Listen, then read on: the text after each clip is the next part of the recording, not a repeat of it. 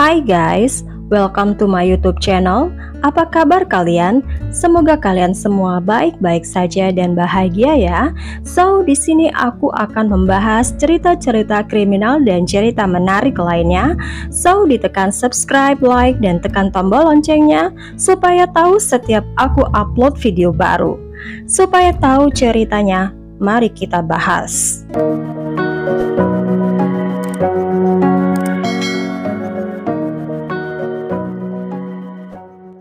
Hari ini, kasusnya dari Johannesburg, Afrika Selatan, negara dengan cuaca yang indah, pedesaan yang luar biasa, dan budaya yang semarak.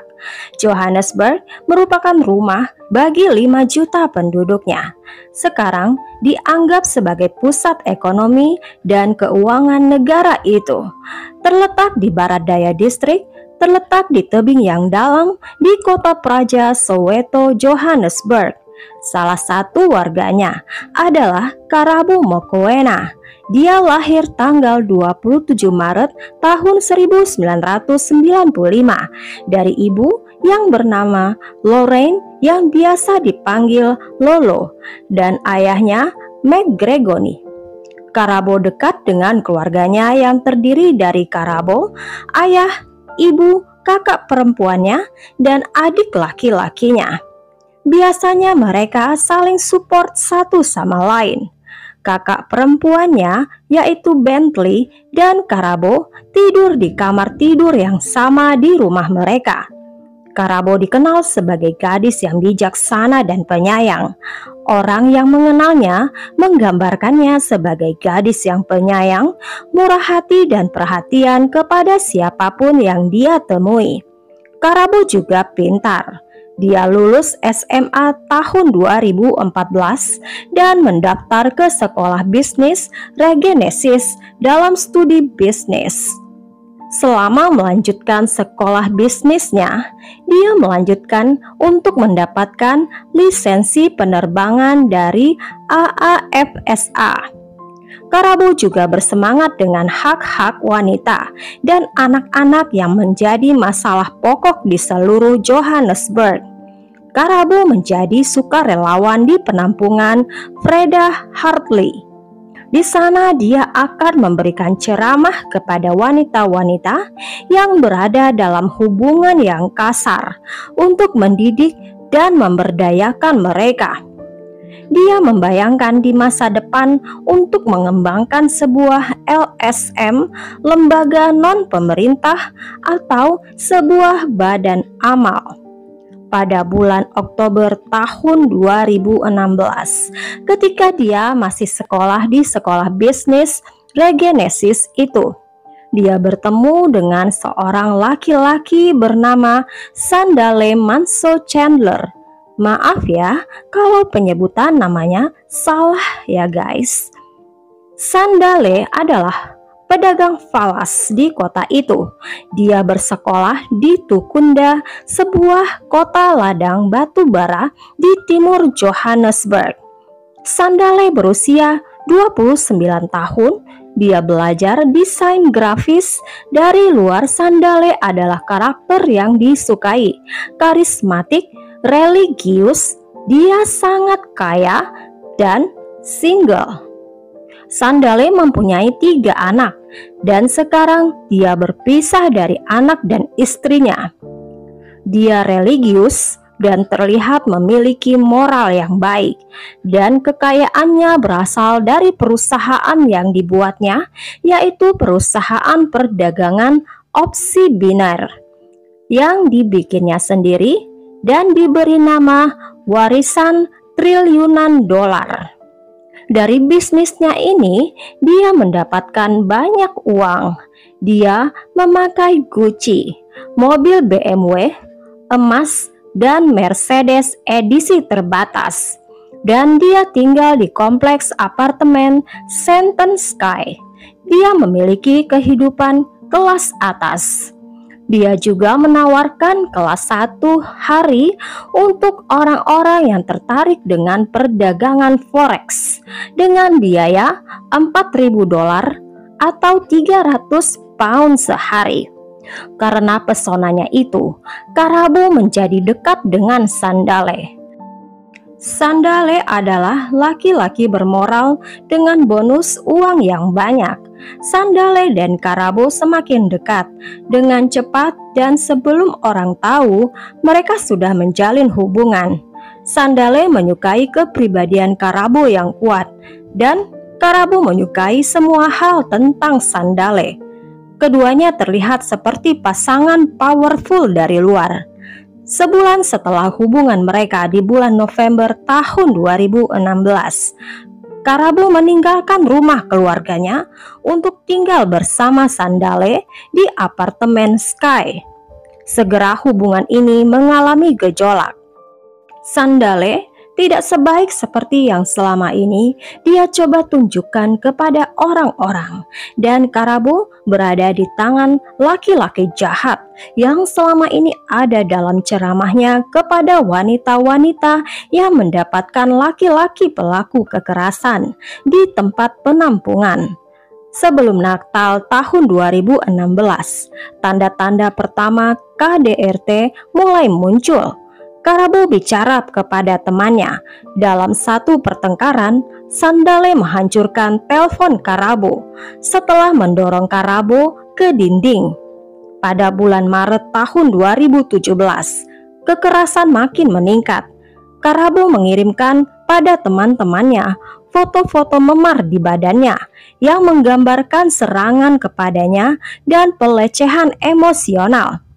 Karabo bilang kalau Sandale akan meludahinya. Adalah hal yang ironis karena Karabo adalah seorang pembela yang berjuang untuk hak-hak wanita dalam hubungan dengan kekerasan. Tapi dia malah membiarkan dirinya dikerasi selama berbulan-bulan.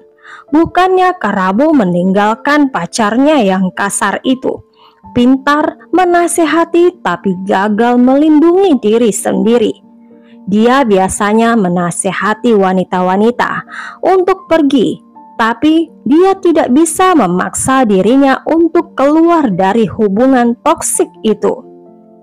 Pada tanggal 27 Maret tahun 2017, pada saat ulang tahun Karabo, kekerasan itu mulai menghancurkan hubungan mereka. Pada saat ulang tahun Karabo, teman-teman dan keluarga mulai mengontak Karabo untuk mengucapkan selamat ulang tahun. Tapi mereka tidak dapat menghubunginya, dan alasannya adalah karena dia berada di rumah sakit. Pada pagi harinya, Karabo menelpon keluarganya memberitahukan keberadaannya. Sandale telah memukulnya lagi. Karabo memiliki memar di tangan, leher, dan matanya hitam. Saat inilah dia dengan enggan mengajukan tuduhan penyerangan terhadap Sandale ke polisi. Ketika Karabo tiba di kantor polisi, sangat mengejutkan. Karabo mengetahui Sandale telah berada di sana pagi-pagi. Kenyataannya Sandale mengajukan tuduhan penyerangan terhadap Karabo. Apa? Karabo meninggalkan Sandale hari itu. Akhirnya Karabo sadar bagaimana mengerikannya laki-laki itu. Karabo pindah kembali tinggal bersama keluarganya. Mungkin cerita akan berakhir di sini. Karabo bebas untuk saat ini. 2 minggu berlalu sejak ulang tahun Karabo. Polisi telah mengabaikan dakwaan 2 orang pasangan ini, baik dari Sandale maupun dari Karabo. Polisi bilang mereka tidak punya waktu mengurus pertengkaran antara kekasih. Karabo keberatan tentang hal ini, tapi dia melanjutkan hidupnya. Malam itu Karabo dan teman perempuannya pergi ke klub malam lokal. Malam berjalan baik ketika wanita itu pergi minum dan mendengarkan musik di sekitar mereka.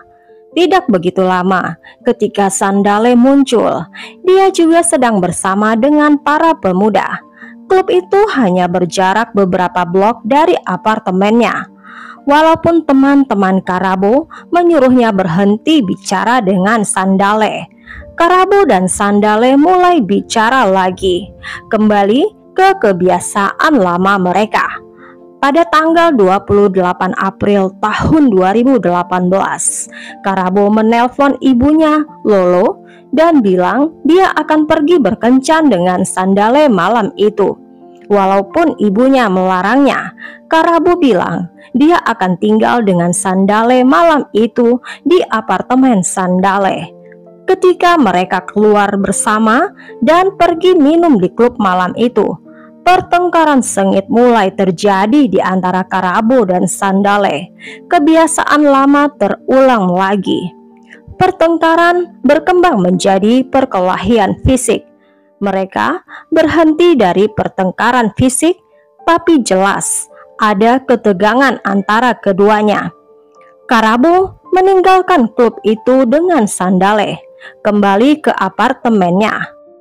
Rekaman CCTV merekam keduanya sedang memasuki lobi apartemen pada jam 12:48 pagi hari tanggal 28 April. Selama rekaman, keduanya tidak saling berbicara. Karabo kelihatan berekspresi kesal di wajahnya. Mungkin kalian bisa menduga apa yang terjadi selanjutnya. Karena CCTV adalah saat terakhir Karabo terlihat hidup. Pada tanggal 28 April tahun 2018, esok paginya, ibu Karabo mulai khawatir. Lolo mulai menelpon pasangan ini berkali-kali, tapi putrinya tidak membalas telepon dan pesannya. Dia berbicara dengan Karabo dengan singkat malam sebelumnya, tapi Karabo berbisik dia sedang tidak dapat berbicara saat ini. Ibu Karabo mulai curiga, ada sesuatu yang salah dengan Karabo. Lolo menelpon Sandale menanyakan di mana putrinya. Sandale dengan kaget mendapatkan telepon dari Lolo. Dia bilang Karabo sudah meninggalkannya tadi malam. Kakak Karabo, Bentley, pergi ke apartemen Sandale. Sampai di sana dia bertanya kepada staf apartemen, apakah mereka melihat Karabo. Staf apartemen bilang tidak. Tapi mereka mengaku mereka menemukan sesuatu. Tukang pembersih apartemen bilang dia menemukan KTP dan paspor Karabo di tempat sampah. Dari tempat sampah di kamar di sebelah lift. Temuan ini mengkhawatirkan keluarga Karabo. Keluarga Karabo melaporkan hilangnya Karabo kepada polisi. Proses itu membutuhkan waktu 2 hari oleh polisi. Tindakan polisi menangani kasus ini lambat. Publisitas kasus ini berkembang di antara teman-teman Karabo. Lolo menelpon Sandale lagi, menanyakan di mana Karabo dan apa yang sudah dilakukan Sandale pada Karabo. Lolo tidak tanya apa Sandale membunuhnya, tapi respon Sandale sungguh aneh. Sandale bilang, "Aku tidak tahu di mana dia dan aku tidak membunuhnya." Teman Sandale mengunjunginya di apartemennya dan memperhatikan sepetak karpet basah yang luar biasa besar di area dapur. Sandale mengatakan bahwa itu adalah kulkas yang rusak dan bocor ke karpet. Polisi baru menangani kasus ini tanggal 30 April, 3 hari setelah Karabo menghilang. Lolo mengikuti polisi yang ingin mewawancarai Sandale. Ketika mereka sampai di apartemen, Sandale tidak terlihat. Ketika polisi menelpon Sandale, Sandale bilang dia akan sampai di sana sore ini karena dia sedang di luar kota. Polisi dan Lolo menunggu Sandale tiba dari luar kota. Sambil menunggu Sandale tiba, polisi pergi menemui staf apartemen dan meminta rekaman CCTV. Mereka memberikan rekaman CCTV itu.